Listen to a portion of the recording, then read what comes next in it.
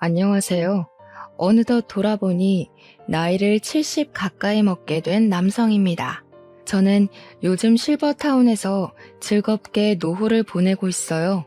젊은 시절부터 노동이 가능한 나이까지 정말 최선을 다해 돈을 벌어서 이렇게 노후를 편하게 보내고 있네요. 나이 먹어서 편하게 보내는 것도 좋긴 한데 이왕이면 한 살이라도 젊을 때 좀 놀아볼 걸 그랬네 싶은 생각도 드네요. 한 번씩 창문 밖을 내다볼 때면 이제 슬슬 날씨가 풀리고 옷이 얇아지다 보니 나들이 하는 가족 단위들이 많이 보이더라고요. 저도 한때 가족이 있었던 사람인지라 과거 생각도 나고 해서 사연을 쓰게 됐어요. 제가 컴퓨터는 좀 만질 줄 알아서 글 쓰는데 어려운 건 없었지만 말솜씨는 나이가 먹는다고 실력이 생기는 게 아니라서 그런지 좀 중구난방일 수도 있어요. 그냥 늙은 영감이 옛날 얘기한다 생각하시고 너른 마음으로 들어주셨으면 합니다. 제게는 3명의 딸이 있습니다. 저는 젊은 시절 중소기업 대표를 맡고 있었고 아내와는 사별하여 혼자 산 지 20년 정도 되었어요. 그 말은 즉, 저 혼자서 돈을 벌고 육아를 했다는 뜻도 됩니다. 저는 어린 딸들이 결혼을 할 때까지만 물심양면 키웠지만 아무래도 일을 하는 아빠로서 아이들의 정서적인 영역까진 많이 케어해주지 못해 늘 미안했어요. 먼저 간 아내가 애들 곁에 같이 있었다면 그래도 애들이 부모에 대해 더 많은 추억을 가졌을 텐데 그런 생각만 하면 제가 확실히 못난 부모였던 건 맞는 것 같네요. 이렇게 자식만 떠올릴 때면 꼭 아내도 같이 생각났어요. 정작 아이들은 엄마를 필요로 하지 않았는데 저만 아내에 대한 그리움을 매 순간 되새기며 살았습니다. 그래서 제가 아이들을 위해 선택한 방법은 경제시장에 더 깊이 뛰어드는 것이었어요. 원래는 개인사업이었던 장을 소기업으로 키웠고 소기업에서 중소로 키우는 데 집중을 했습니다. 주식까지 공부해서 최대한 재선에서 할 수 있는 만큼 재산 불리는 걸 더 목적으로 살았어요. 당연히 그렇게 열심히 돈을 벌었던 건 오로지 딸들을 위해서였습니다. 제가 엄마의 역할과 정서적인 영역을 메꿔줄 수 없으니 돈으로라도 부족함 없이 표현하고 싶었어요. 제 재산은 곧 딸들의 것이라고 생각하며 지냈습니다. 고맙게도 딸 셋은 집에서 자기들끼리 잘 지냈는데 제가 혼자서 고생하는 걸 알았던 건지 저한테 아쉬운 소리를 한 번도 한 적이 없었고 용돈을 고집스럽게 바란 적도 없었습니다. 아마 제가 늘 바쁜 걸 알아서 귀찮게 안 하려고 눈치 봤던 것 같은데 그 마음이 갸륵하지만 한편으로는 너무 빨리 철든 것 같아서 미안하기도 했어요. 차라리 평범한 아이들처럼 용돈 달라고 조르고 뭐 갖고 싶다고 조르고 그랬다면 제가 아빠로서 아이들에게 필요한 존재가 맞구나 하고 위안받지 않았을까 싶네요. 착한 우리 딸들은 제가 별달리 해준 것 없는 사이 훌쩍 커버렸어요. 딸들은 성인이 되고 나란히 정년기쯤에 결혼을 하게 되었는데 그때는 저도 나이가 있었던지라 경제활동을 정리하기 시작한 때였어요. 집에 혼자 지내면서 딸들을 한 사람씩 시집 보냈는데 문득 그런 생각이 들더라고요. 조금 더 빨리 딸들 곁에서 케어를 해줬다면 얼마나 좋았을까 하는 아쉬운 생각 말이죠. 착한 딸들은 고맙게도 아빠 혼자 있는 거 못 본다고 자기네들 다 결혼하면 서로 데리고 살 거라 말해주더군요. 부모 노릇 제대로 못해준 못난 아빠인데도 모난 곳 없이 자라준 딸들이 얼마나 고맙고 기특했는지 몰라요. 그 모습을 보면서 제가 그래도 자식 복은 있구나 하고 생각했고 제 사랑이 터무니없이 부족했을 텐데도 저를 아빠라는 이유로 모시고 살 생각을 해주니까 그것만으로도 이미 효도를 받는 것 같았습니다. 저는 그동안 못해줬던 아빠의 역할을 톡톡히 해주기 위해서 딸들 결혼할 때 예단비로 10억을 똑같이 주었습니다. 당연히 우리 애들을 믿지만 그래도 돈 문제는 처음부터 공정해야 뒷말이 안 나올 걸 알거든요. 이건 제가 사업을 오래 하면서 느꼈던 경험담이에요. 제가 가진 건 돈밖에 없었으니 딸들에게 드디어 제 몫을 해준 것 같아 그때는 좀 제 스스로가 뿌듯했습니다. 딸들이 제가 주는 선물을 받고서 눈물까지 보이는 걸 보면 그래도 제가 아빠 역할을 완전히 수행 못한 건 아니구나 하고 위안이 좀 되었어요. 딸들에게 재산의 절반 이상을 거의 다 내주고 제게 남은 재산은 제 노후비 조금과 당시 살고 있는 집이 다였지만 다 늙은 제가 어디 돈 쓸 때나 있었겠습니까? 딸들에게 주는 것이 제가 열심히 벌어온 목적이었기 때문에 전혀 아깝지 않았어요. 딸들도 처음에는 제게서 큰 돈을 받아갈 때만 해도 이렇게까지 줄 필요 없다고 겸손을 보였습니다. 끝내 그 돈을 받았을 땐 저더러 누구랑 살고 싶은지도 꼭 생각해 놓으라고 당부를 해주었죠. 그때마다 저는 딸들에게 아빠는 신경 쓰지 마라. 이젠 나만의 삶을 살면서 혼자 취미 생활하고 싶다. 그렇게 말했습니다. 딸들은 저에게 자주 찾아오겠다고 한 뒤 정말로 일주일에 한 번씩 돌아가면서 집을 방문해 주었어요. 사위들도 제가 준 재산 덕분에 하고 싶은 사업을 시작하게 되었는데 그걸 제 덕이라고 공을 세워주더라고요. 다 너희들이 열심히 해서 일군 건데 뭐하러 내 덕이라 하냐고 괜히 민망해서 그런 소리를 해버리곤 했습니다. 그렇게 앞으로는 평안한 노후만이 남았다고 생각할 무렵 제게는 예상치 못한 비운이 닥치게 되는데요. 제가 산책을 가다 뇌출혈로 쓰러져 병원에 실려가게 된 것입니다. 당시 주변 사람들이 많이 있었기에 빠른 조치가 가능했어요. 그렇게 목숨은 살렸지만 결국 신체 장애를 얻게 되는 결과를 초래하고 말았죠. 눈을 떴을 때 이미 딸들과 사위들이 병실에 와 있었습니다.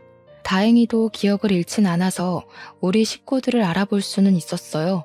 그런데 몸에 마비 증상이 있어 왼쪽 전신에 감각이 없더라고요. 딸들은 깨어난 것만으로도 다행이라면서 제 손을 잡고 많은 눈물을 흘렸습니다. 다행히 치료적인 부분은 수술로 충분했고 몸만 회복한 뒤 나머지는 재활이 중요하다고 하여 퇴원을 할 수 있게 되었는데요. 사실 이대로 당장 퇴원을 하면 생활적으로 불편할 부분이 많을 거란 게 예상이 되었어요. 그때 마침 딸들이 과거의 저를 데리고 살아주겠다는 말이 떠올라서 저는 딸들에게 어느 정도 혼자 해결할 수 있을 때까지만 신세에 좀 질 수 있겠냐고 부탁을 했습니다.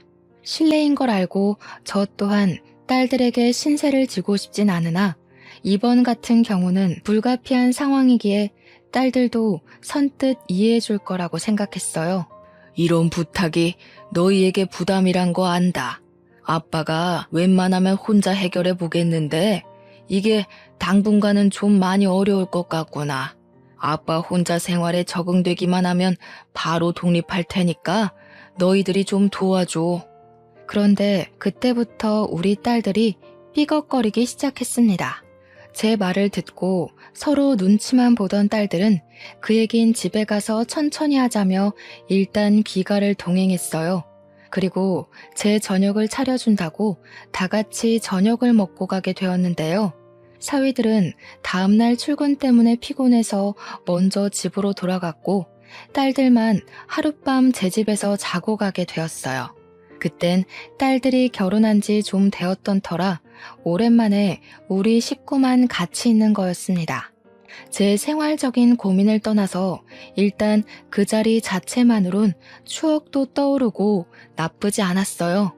나름 분위기 좋게 저녁까지 같이 먹고서 딸들이 상자리까지 정리를 해주었는데요.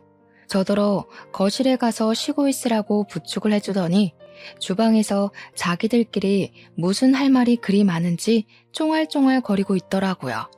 냉장고에 포도 있는데 그거 챙겨 먹자고 말해주고 싶어도 딸들이 너무 주방에만 박혀 있어서 결국 제가 휠체어를 움직여 주방으로 향했는데 안에서 티격태격 하는 소리가 들리더라고요. 무슨 싸움이라도 났나 싶어서 몰래 귀담아 들어봤더니 나 임신했잖아. 내 몸도 간수 못하는데 아빠를 어떻게 모셔? 원래 이런 건 장녀가 나서서 해야 되는 거 아니야? 애들이 저를 가지고 신경전을 벌이고 있더라고요. 셋째가 강력하게 주장하면서 첫째를 걸고 넘어지자 첫째 또한 셋째와 같은 어감으로 답변을 했는데요. 너희들 형부 장남인 거 알지? 내가 큰 며느리라서 거의 의무로 시댁 식구들이 집에 들락거려. 아빠 우리 집에 오면 오히려 가시방석이라서 마음 불편할걸? 몸도 안 좋은데 마음까지 불편해봐라. 빨리 회복이 되겠니? 이미 저는 장녀의 대답에서 딸들에 대한 모든 믿음을 상실해버렸어요. 셋째랑 첫째 말에 속이 상한 저는 둘째 말까진 안 들어도 알 것 같아서 돌아서 버렸습니다. 이미 둘째 표정이 다른 딸들과 의견이 같다는 걸 티내고 있기도 했고요. 돈을 받아먹기 전에는 아빠 없이 못 살 것처럼 굴더니 돈을 받고 나니까 발뺌하는 딸들에게 너무 서운해서 저는 그냥 일부러 일찍 쉬고 싶다 하고 딸들을 빨리 보내버렸어요.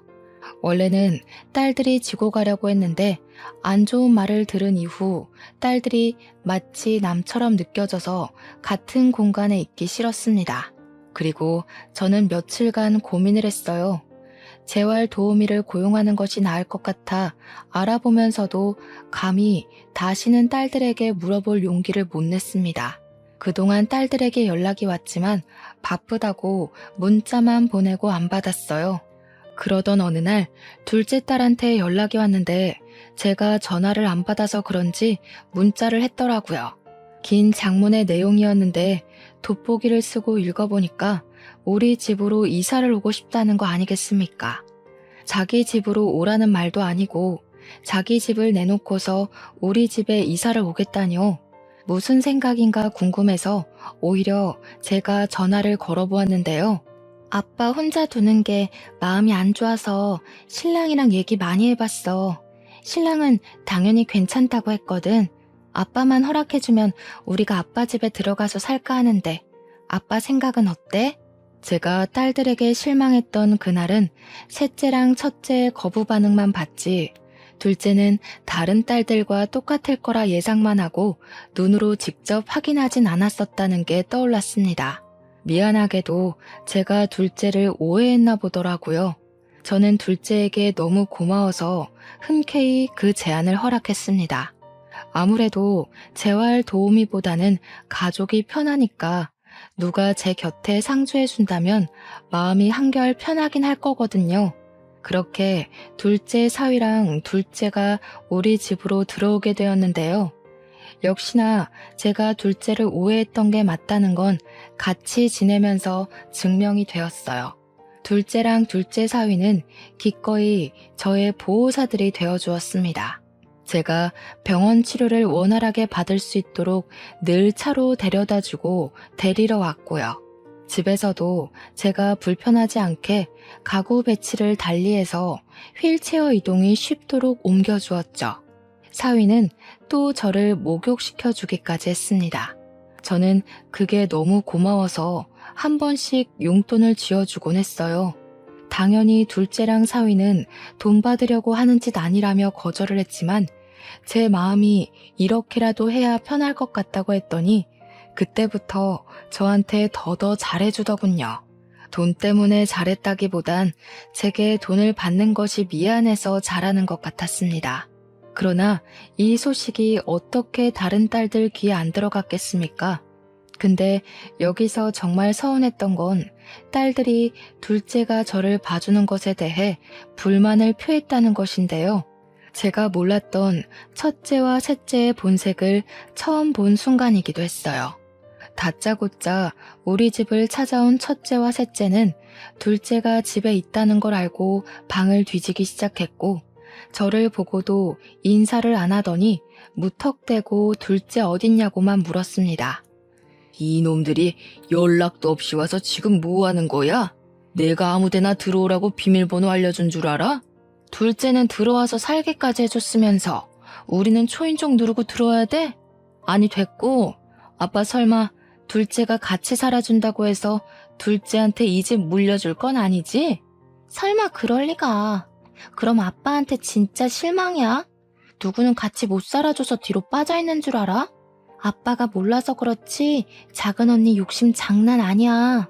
도대체 갑자기 와서 왜 이러는 건지 몰랐습니다.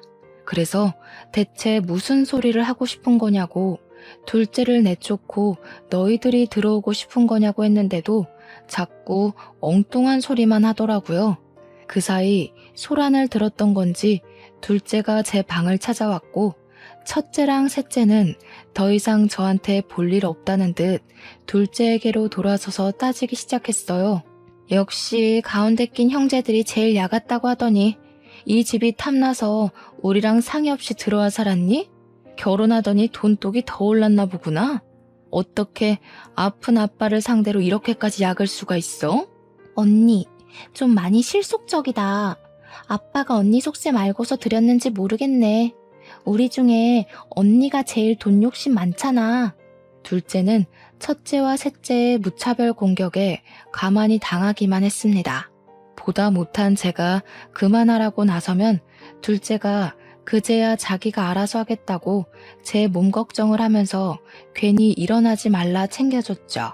그걸 보고 첫째랑 셋째는 헛웃음을 치더군요. 아빠한테 잘 보여서 재산 더 받으려고 용 쓴다는 식으로 둘째를 험담하였습니다. 아무리 서로 간에 오해가 있다고 해도 그렇지 엄연히 부모가 지켜보는 앞에서 어떻게 다툼을 벌일 수가 있단 말인가요? 그것도 내 재산으로 말이에요. 특히 첫째 행동이 문제였어요. 셋째의 행동도 잘못되었지만 동생이 잘못된 인식을 갖고 있으면 장녀라도 나서서 올바르게 상황을 판단하고 따끔하게 조언을 해줘야지. 언니 되는 입장으로서 오히려 셋째까지 선동해서 싸움을 벌이고 있는 게 말입니까? 저는 그날 장녀에게 무척 실망을 했습니다. 그 와중에 둘째 또한 더 이상 참지 못하겠는지 작작하라며 두 사람에게 목청을 높였어요. 저한테는 죄송하다고 이 상황에 대해 먼저 사과를 하고 말이죠. 아빠가 아픈데도 돈 생각밖에 없는 건 언니랑 너겠지. 둘 다 아빠 다치고 전화 한 번이라도 해본 적 있어? 내가 와서 이러는 게 꼴 보기 싫으면 먼저 나서서 아빠 돌봐줬으면 됐잖아. 아빠 봐주기는 귀찮고 다른 형제가 아빠한테 잘 보여서 재산 뺏기는 건 두렵고 뭐 그런 거야? 내가 볼 땐 네가 제일 무서운 년 같은데? 우리는 직접적으로 티내기라도 했지. 너는 끝까지 아빠 앞에서 연기하고 있잖아. 뭐 눈엔 뭐만 보인다더니 언니가 온종일 돈 생각밖에 안 하니까 언니 눈에 나도 그렇게 보이나 본데 돈급 취급하지 말지. 돈벌레들이랑 같은 수준인 거 기분 더럽거든? 시끄럽고 아빠 쉬어야 되니까 다 나가. 둘째는 그대로 첫째와 셋째더러 꺼지라고 제 방에서 밀어냈고 안 나가면 주거 침입으로 신고할 거라 고래고래 소리를 질렀습니다. 제가 자식들한테 뭘 바라고 돈을 준 건 아니었지만 예단비로 10억씩 준 게 사실 재산 상속과 같은 거였다고 언지를 했었거든요. 가진 돈을 공정하게 나눠서 준 거라 제가 살고 있는 집 말고는 더 이상 돈 없다고도 말했었습니다. 근데 그 10억의 예단비는 이미 첫째와 셋째 머릿속에서 지워진 듯 했어요. 돈 주기 전에는 아빠 하면서 알랑방귀 끼더니 또다시 돈이 아쉬우니까 싹 바뀐 태도가 너무 우습지 않습니까? 첫째랑 셋째를 생각을 하면 둘째와 비교를 안 할 수가 없었어요. 둘째도 다른 집처럼 분명 개인 사정이 있을 텐데도 저한테 노력하는 거잖아요. 첫째와 셋째를 보고 나니 둘째의 헌신이 더욱더 크게 느껴졌어요. 저는 둘째와 둘째 사위의 노력을 그냥 넘기고 싶지 않아서 한날 저녁 식사 자리에서 숨겨뒀던 재산 얘기를 꺼냈습니다. 내가 사실 너희들에게 말 못한 주식이 하나 있어. 이건 죽기 전에 너희들에게 공평하게 나눠주려고 했는데 아무래도 첫째랑 셋째는 괘씸해서 주기가 꺼려지는구나. 그 주식 또한 10억 단위였고 앞으로 주식 가치가 어떻게 될진 모르지만 대개 주가 인상 추세였던지라 앞으로의 전망 또한 좋을 거였습니다. 내가 죽을 때 되면 너희한테 증여해놓고 갈 테니 다른 애들한테는 말하지 말거라. 괜히 또 싸움 일어나면 이젠 정말 가족 관계까지 끊어질 수가 있을 것 같아. 그 얘기를 하자 둘째가 깜짝 놀라면서 사위랑 아무 말도 하지 못했습니다. 제 말이 믿기질 않아서 말문이 막힌 듯 했어요. 곧 사실이라는 걸 알고는 고맙다고 눈물까지 흘리더군요. 아빠, 솔직히 언니랑 동생 때문에 아빠가 우리 진심 오해할까봐 너무 무서웠어. 그런데 우리 마음 다 이해해줬네. 우리 진짜 아빠한테 잘할게. 언니랑 동생이 아빠 돈 함부로 못 뺏게 그것도 지켜줄게. 딸은 돈 때문에 아빠를 도운 거 아니니까 괜한 오해는 안 했으면 좋겠다고 걱정도 덧붙였습니다. 당연히 저도 다 지켜봐서 잘 알죠. 돈 주기 전에는 알랑방귀 끼다가 돈 주니까 발뺌하는 첫째네랑 셋째네랑 둘째네는 확연히 다르다는 걸요.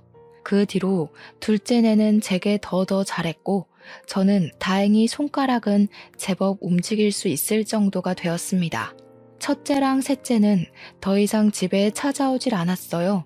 혹시 더한 앙심을 품고 찾아와서 깽판이라도 치면 어쩌나 조금은 걱정했거든요. 어쩌다가 착한 우리 딸들이 그런 돈독이 올랐는지 그 둘만 생각하면 몸이 편안하다가도 속은 갑갑했습니다. 그러던 어느 날이었어요. 둘째 사위가 갑자기 속상해하면서 제게 상담을 권하길 장인어른 정말 면목 없지만 지난번에 말씀하신 주식 말인데요. 일찍 주시면 안 될까요? 사실 제가 사업이 조금 어려워져서요. 죄송합니다. 그런 일이 있었으면 진작 말했어야지. 나만 편하자고 자네를 부려먹었었네. 가족이 어렵다고 하는데 당연히 내가 도와야지. 그렇게 하도록 하자. 사위는 눈물까지 보이면서 그간 힘든 거 참고 수개월을 버텼다고 하소연을 했습니다. 저를 케어해주는 동안엔 전혀 힘든 기색을 안 드러내서 몰랐는데 알고 보니 사위가 굳이 드러내지 않았던 거였더라고요. 사업이 힘들었을 텐데도 저를 생각해서 애써 숨겼던 사위에게 문득 미안했습니다.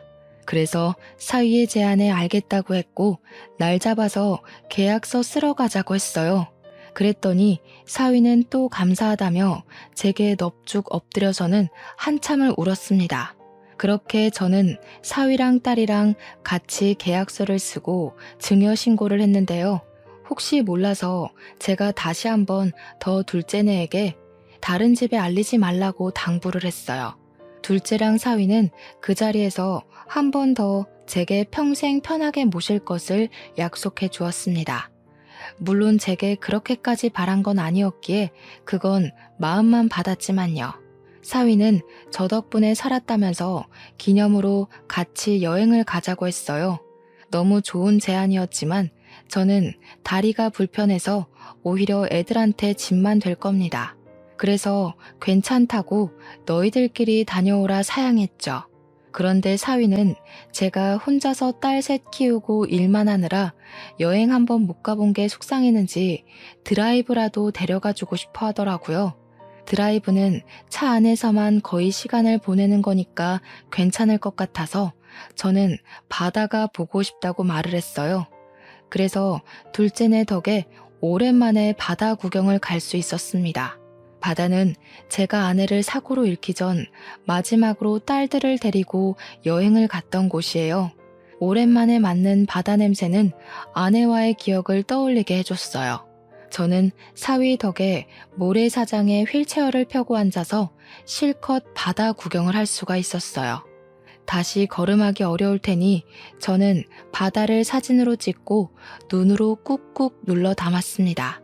사위랑 딸은 커피 한 잔 사오겠다며 자리를 비웠고 그동안 저는 조용한 바다 앞에서 온전히 저의 지난 삶들을 돌아보는 시간을 가졌어요.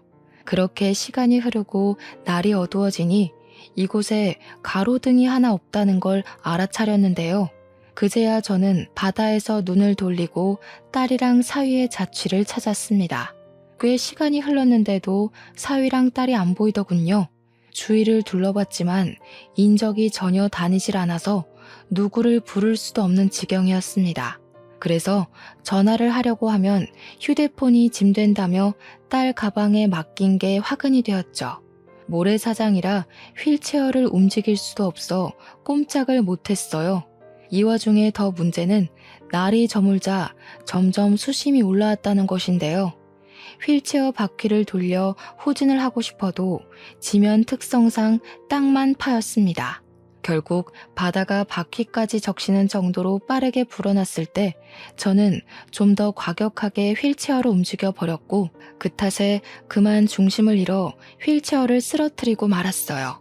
다리를 움직이지 못해서 그대로 바닷물에 몸이 젖었고 모래를 뒤집어 썼습니다. 최대한 한 팔로 기어서 바다를 피해갔지만 그 짧은 시간에 이미 몸은 다 버린 상태였어요.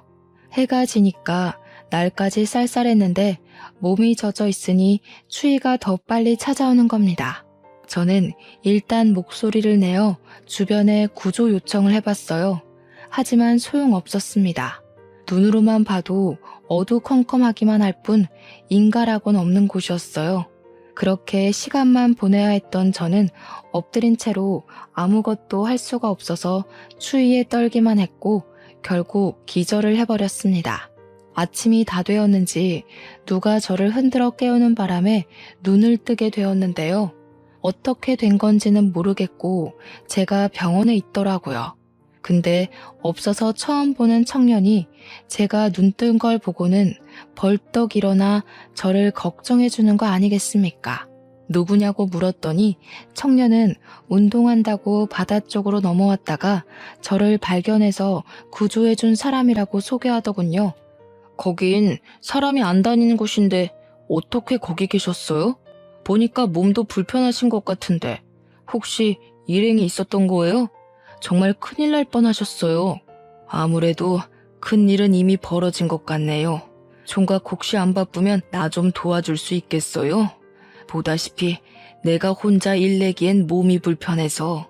저는 청년에게 답례를 할 테니 부탁 좀 꼭 들어달라 했고 응급실에서 링거 맞고 몸을 회복한 후 병원을 나섰습니다. 청년의 도움으로 바로 주식증여 파기 소송을 진행했어요. 그리고 제 집으로 갔는데 웃기게도 이미 제 집이 부동산에 내놓은 집이라고 하대요. 그 소리 들으니까 바로 직감이 오더라고요. 그러니까 둘째가 제 집에 들어온 건 실망스럽게도 집 때문이었다는 걸 깨달았어요. 첫째와 셋째가 지난날 우리 집에 와서 난동 부렸던 게 마냥 폭동은 아니었던 겁니다. 사실을 기반한 행동이었던 거죠. 게다가 제가 주식까지 얘기를 해버렸으니 둘째 입장에선 정말 땡 잡은 셈이라고 봤겠네요. 가족끼리도 이렇게 공을 들이고 연기를 하면서까지 돈을 탐낼 수 있다는 것이 제게는 그저 말이 안 나올 만큼 충격이었습니다. 심지어 따지고 보면 둘째네가 제 재산에 제일 심하게 욕심을 낸 거잖아요. 저를 갖다 버리기까지 했으니 말입니다.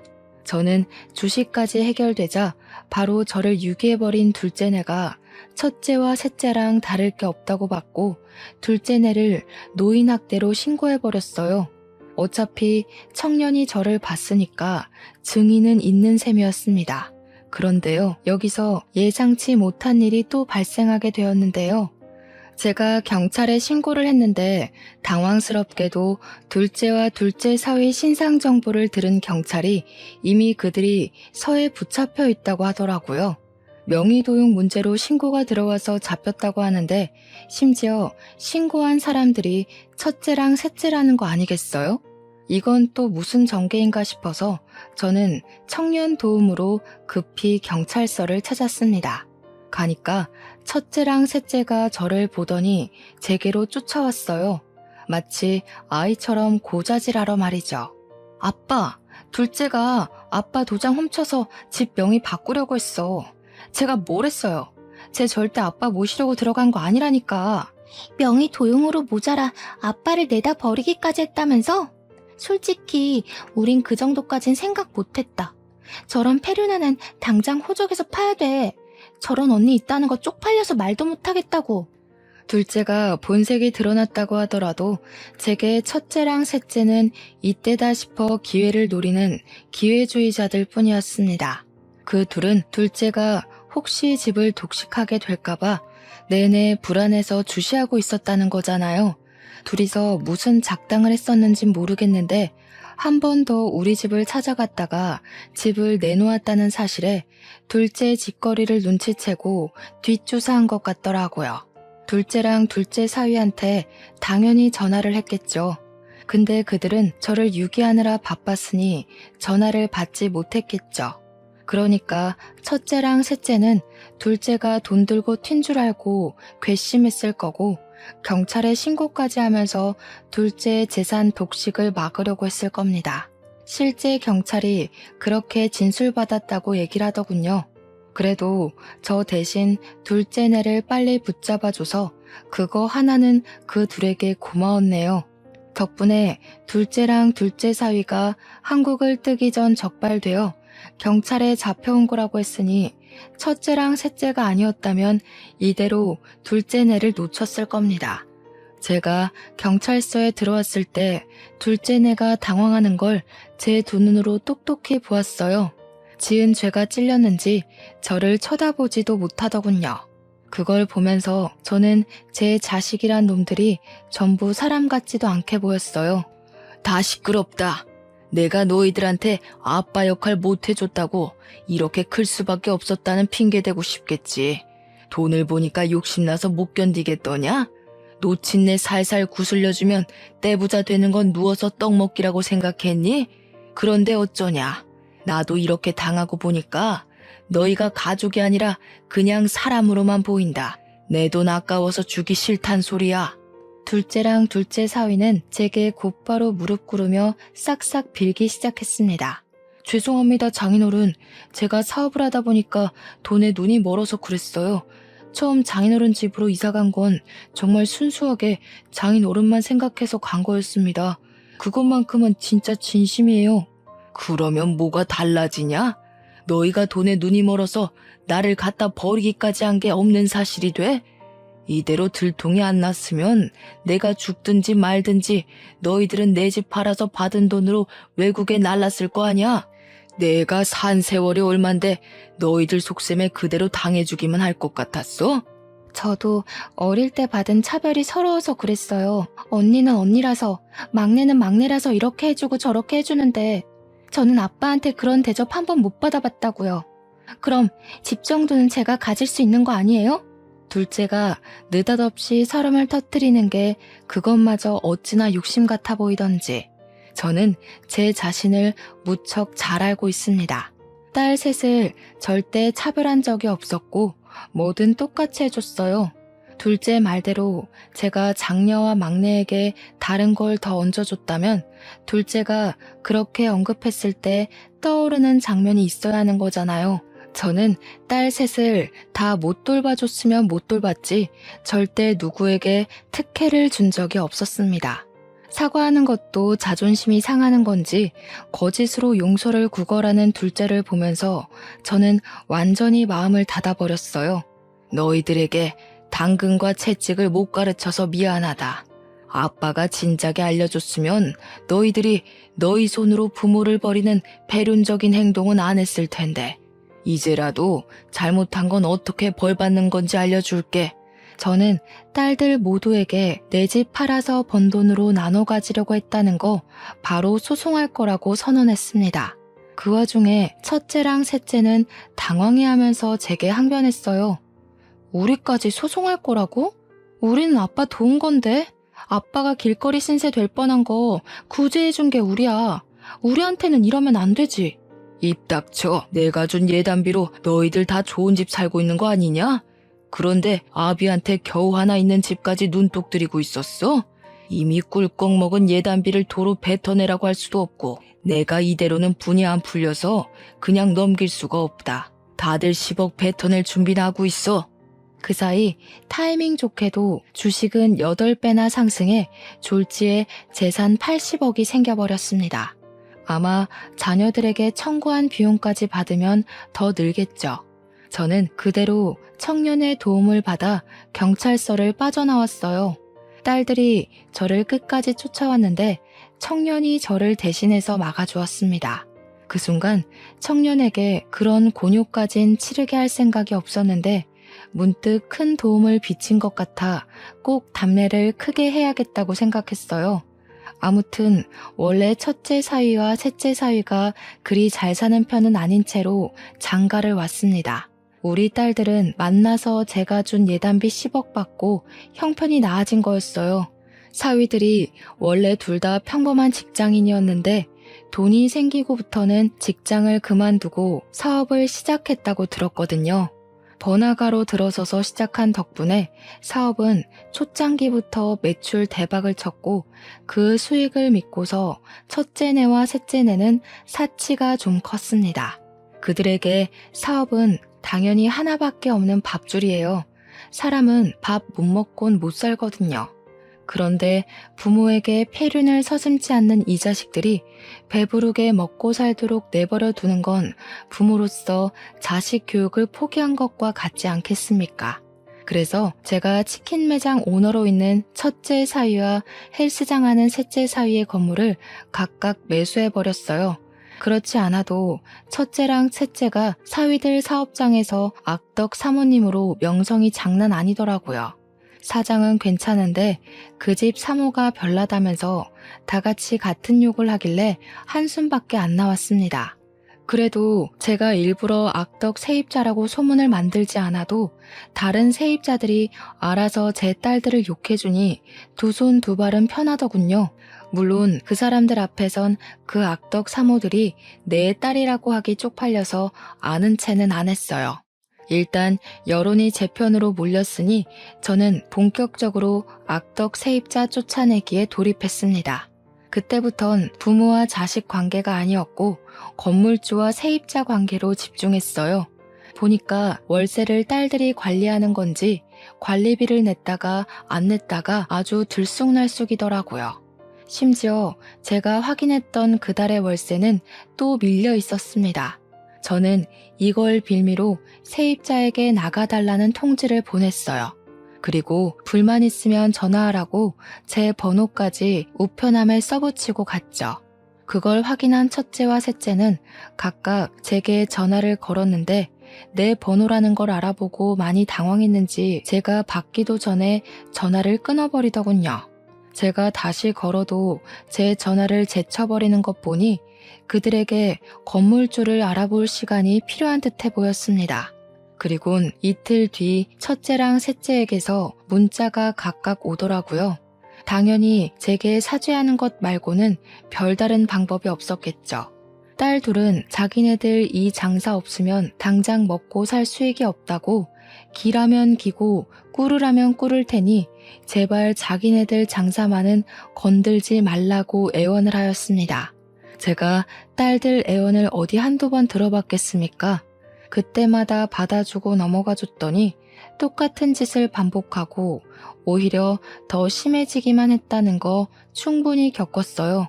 제가 버림받아 보니까 돈 앞에서는 장사 없다는 걸 알고 제 처신을 똑바로 해야겠다는 생각이 들더라고요. 그래서 저는 딸들 문자에 대고 명도 소송까지 가기 전에 깔끔하게 해결하자 그렇게만 답변했을 뿐입니다. 그러자 역시나 딸들이라 할지라도 사람 성격 고치는 거 참 어려운 일인가 봅니다. 애들이 갑자기 급발진을 하더니 화를 내기 시작하는 거 아니겠습니까? 저더러 자신들에게 아빠로서 해준 게 뭐가 있냐는 소리를 하길래 그동안에 지나쳐온 제 청춘들이 모조리 부정당하는 것 같아서 마음이 좀 아팠어요. 딸들이 이렇게 나올수록 저는 더 마음을 굳힐 수밖에 없었죠. 딸들에게 앞으로도 평생 아빠 없다고 생각하고 살라고 너희한테는 처음부터 아빠도 엄마도 없는 게 나았다고 당장 건물 뺄 준비나 하라 했어요. 그래도 사위들이 장사를 꽤 크게 하고 있었는데 이대로 쫓겨나서 새로 시작하려면 제법 자금이 많이 들 겁니다. 물론 인지도 쌓는데도 오래 걸리겠죠. 그 세월을 다 합치면 10억만큼의 손실이 나오지 않을까 싶네요. 그 와중에 집까지 없는 둘째네는 운이 좋아서 길거리 신세는 면했어요. 3년 실형을 받는 덕에 교도소를 가게 되었거든요. 부디 사회로 다시 나올 때는 못난 마음 다 털어버리고 새 사람이 되길 바랄 뿐입니다. 여기까지 오는 데에 저 혼자였다면 절대 해내지 못했을 겁니다. 청년이 취업준비생이라서 저를 많이 도와줬기에 가능했던 일이었어요. 그 뒤로도 착한 청년은 제 집 구하는 것까지 같이 동행해서 도와줬는데요. 제가 밥 한 끼 사준다고 소고기집을 데려갔는데 글쎄 이놈이 저를 챙기느라 고기를 잘 먹지도 않더라고요. 그래서 일부러 나도 손 있다고 환자 취급하지 말라 으름장을 놓았더니 그제야 눈치 보면서 허겁지겁 고기를 먹는데 얼마나 귀여운 녀석이던지. 부동산을 다시 한번 돌아볼까 고민하던 중 청년이 조심스레 제게 제안하길 요새 실버타운이 참 좋게 나와 있다고 추천을 해주더라고요.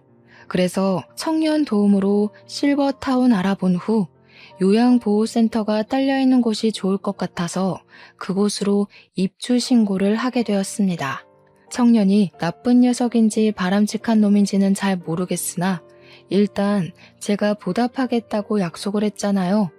해서 제가 청년에게 답례비로 10억을 주었고 나머지는 제가 쓸 돈을 빼고는 사회에 환원해야겠다 생각했습니다.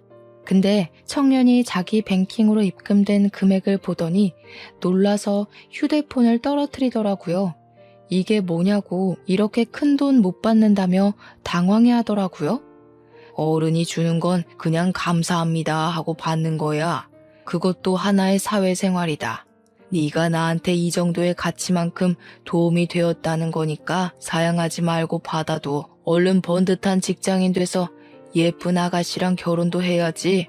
제 조언에 청년은 눈물을 글썽이더니 정말 감사하다고 안 그래도 자기 집 어려운데 취직까지 자꾸 떨어져서 힘들었다면서 열심히 살겠다고 연신 꾸벅거리더군요. 그래서 저는 청년과는 연이 끊어지는 줄 알았습니다. 죽기 전에 좋은 일 하나 하고 간다. 그리 생각하고 말 인연이라고 봤죠. 그러나 놀랍게도 청년이 일주일에 한 번은 무조건 실버타운을 찾아오는 거 아니겠어요? 감사해요. 저 딴 길로 안 새고 제가 하고 싶던 일을 바로 시작할 수 있게 되었어요. 저희 엄마도 몸 안 좋으셨는데 병원비 걱정 없이 치료받고 있고요. 이게 다 할아버지 덕분이에요. 저 꼭 성공해서 할아버지한테 보답할 거예요. 그때까지 오래오래 사셔야 해요. 최근에 알게 된 건데 청년 휴대폰에 저장된 제 이름을 보고 얼마나 웃었는지 모릅니다. 산타 할아버지라고 되어 있더라고요. 아무리 그래도 동심을 갖고 있을 만큼 어린 나이는 아니었는데 얼마나 귀엽고 기특해 보였는지 몰라요. 정말 딸 안 부러운 손자 하나가 생겨버린 기분이었습니다. 청년은 방문 횟수가 늘어갈 때마다 점차 더 번듯한 사업가가 되어가고 있는데 그걸 보는 재미가 또 쏠쏠하더라고요. 저도 사업을 번성시켰던 사람이다 보니까 사업 중인 청년이 제게 조언도 많이 구할 때가 있는데요. 그럴 때면 저도 잠깐 열렬했던 청춘 시절로 돌아간 것처럼 머리가 팽팽 돌아가요. 청년이 토요일마다 저를 찾아오는데 그럼 저는 그동안 청년에게 알려줄 새로운 정보와 인맥을 준비해놨다가 알려주거든요. 그것도 제 나름 취미생활이 되더라고요. 최근에는 청년이 주식 공부도 시작했어요. 제 조언을 받아서 저 믿고 샀는데 꽤 주가가 괜찮은 것 같아 스포츠 경기 보듯 즐기고 있습니다. 청년이 열심히 사는 걸 보면 가끔씩 제 젊은 시절도 생각나고 그래요. 처음에는 청년의 도움이 고마웠다면 이젠 청년의 존재 자체가 고맙게 된 거죠. 어쨌든 저는 청년 덕분에 조금 쓸쓸할 뻔했던 노후에 손자 관심을 받으면서 번지르르하게 살고 있는 중입니다. 천륜이 끊어졌다는 건 그다지 못 느끼고 있어요. 청년이 그런 제 사정을 알아서 일부러 더 가족이 되어주려고 하는 것 같더라고요. 내 핏줄을 이어받았다고 무조건 다 감싸지 않아도 된다는 걸 이 청년 보고 깨달았어요. 팔은 안으로 굽는다고 했나요?